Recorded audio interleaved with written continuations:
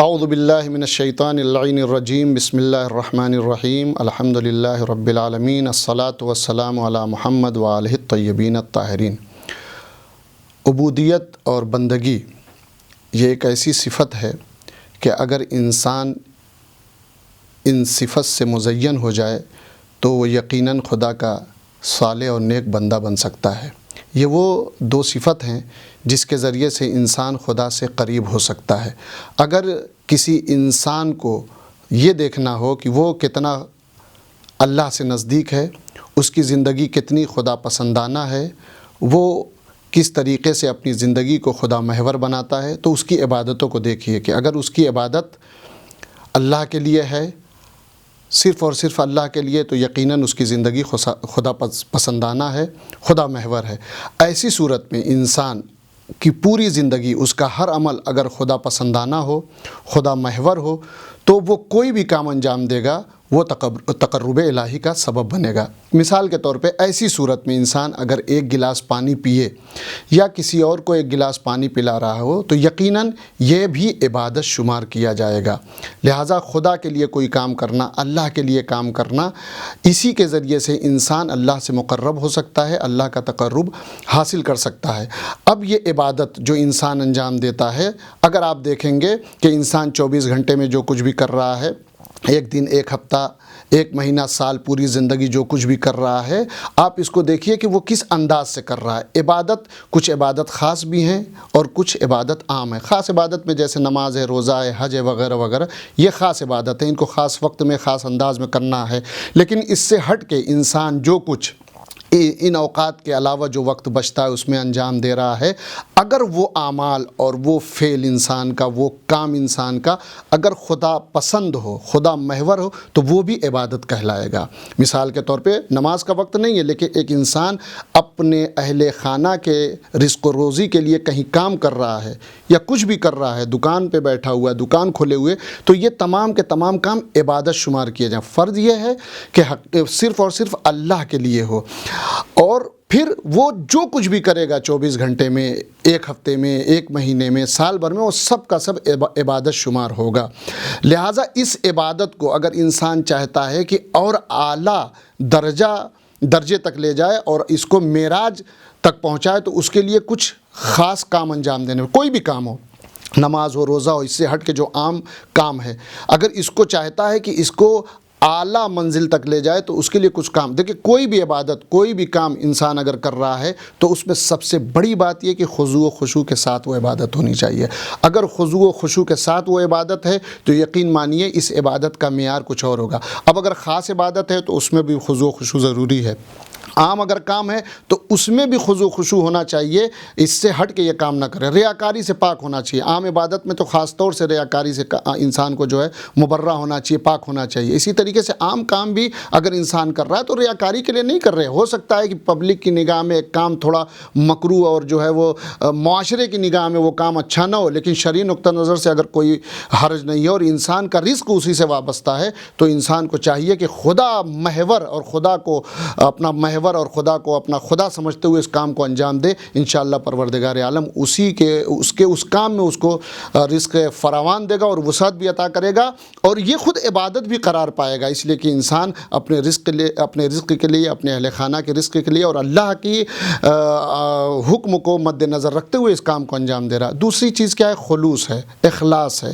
اگر کوئی بھی کام انسان انجام دے رہا ہے، اگر اس میں خلوص نہ ہو، اخلاص نہ ہو، تو پھر یہ کام جو ہے وہ ریاکاری ہوگا، خضوع و خشوع سے پاک ہوگا۔ خلوص کیا ہے؟ اخلاص کیا ہے؟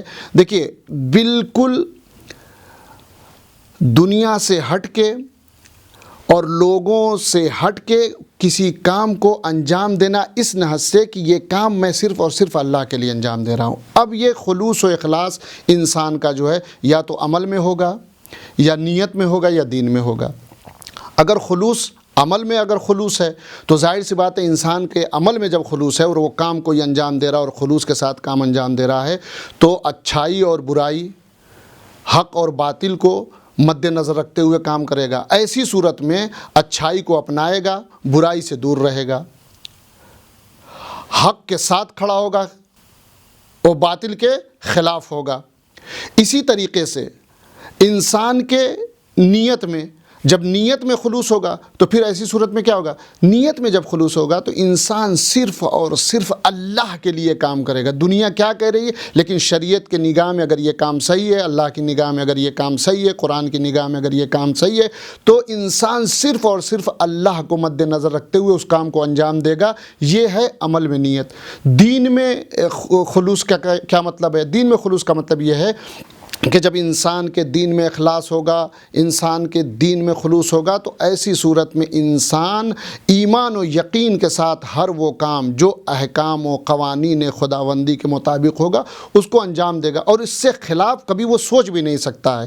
تو ظاہر سی بات ہے، اگر انسان ان خلوص کے ان مراحل کو مد نظر رکھتے ہوئے کوئی بھی کام انجام دے تو وہ عبادت شمار ہوگا۔ اگر خاص عبادت ہے تو وہ تو اللہ کی طرف سے عبادت ہے ہی ہے، لیکن عام کام جو خدا پسندانہ ہو، خدا محور ہو، اس کو بھی یہ انسان اگر خدا کے لیے انجام دے گا تو وہ بھی عبادت شمار کیا جائے گا۔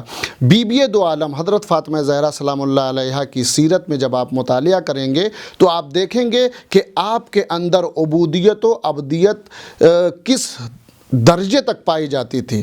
آپ کی عبادت کا سلیقہ دیکھیں، آپ کی زندگی گزارنے کا نہج دیکھیں، تمام چیزیں جب آپ دیکھیں گے تو یہ پائیں گے کہ بی بی دو عالم ہر اعتبار سے، عبودیت اور عبادت کے اعتبار سے بھی اعلیٰ منزل پہ فائز تھیں۔ لہٰذا ہم گزارش یہ کریں گے اپنی خواتین سے اور اپنی بہنوں سے، اپنی ماؤں سے، کہ ہمیں چاہیے کہ ہم اپنی زندگی کو سنوارنے کے لیے بجائے یہ کہ دوسری خواتین کو اپنے لیے آئیڈیل اور نمونہ بنائیں، تو ہمارے لیے سیرت بی بی دو عالم حضرت فاطمہ زہرا سلام اللہ علیہا ہے۔ ہم ان کی سیرت کو، ہم ان کے کردار کو، ہم ان کے رفتار کو اپنے لیے آئیڈیل اور نمونے عمل بنائیں۔ اگر ہم بی بی دو عالم کے رفتار و کردار، ان کے اعمال کو آئیڈیل اور نمونے عمل بنائیں گے تو یقین مانیے کہ ہمارا ہر عمل جو ہے وہ عبادت بھی ہوگا، ہمارا ہر عمل خدا پسند ہوگا، ہمارا ہر عمل جو ہے اہل بیت اور اہل بیت کے چاہنے والوں کو جس طریقے کا عمل کرنا چاہیے ویسا عمل ہوگا۔ ایسی صورت میں انسان خدا سے قریب بھی ہو جائے گا، اور جو انسان خدا سے قریب ہو جائے پھر اس کے لیے کسی چیز کی ضرورت نہیں ہے۔ ایسی صورت میں انسان اگر لب کھولے گا تو ادھر مشیت الہی اس کی حاجتوں کو پورا کر دے گی۔ والسلام علیکم ورحمۃ اللہ وبرکاتہ۔